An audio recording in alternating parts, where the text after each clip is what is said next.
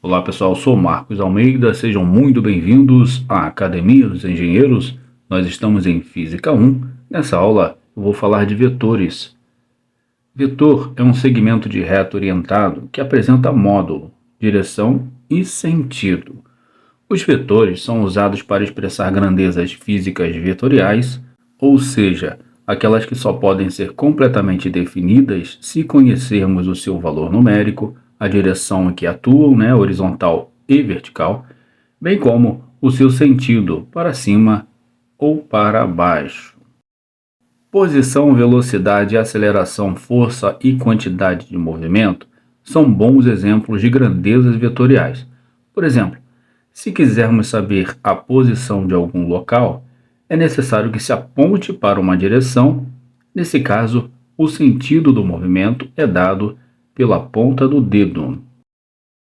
Para desenharmos vetores, é necessário perceber que sua representação deve levar em conta o seu tamanho, ou seja, um vetor que represente uma grandeza de valor numérico igual a 10 deve ser desenhado com a metade do tamanho de um vetor que tenha tamanho 20.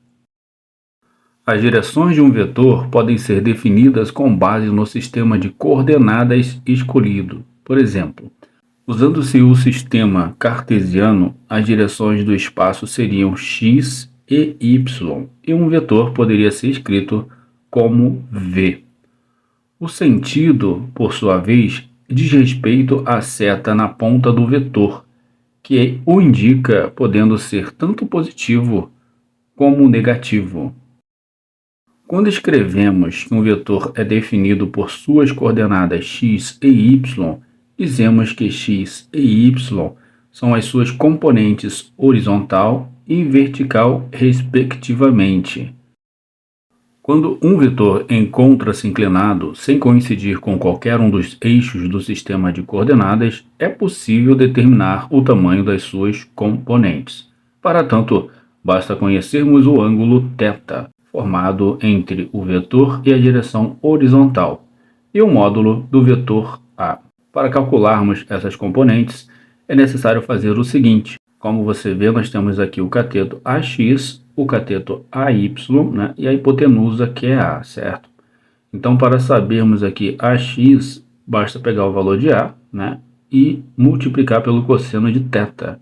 E para saber o valor do cateto AY, basta pegar o valor de A e multiplicar pelo seno θ.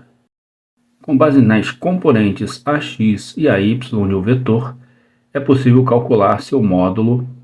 Quando nós não sabemos aqui o valor de A, e temos os catetos, nós fazemos esse cálculo aqui, com base nos componentes AX e AY de um vetor, é possível calcular o seu módulo.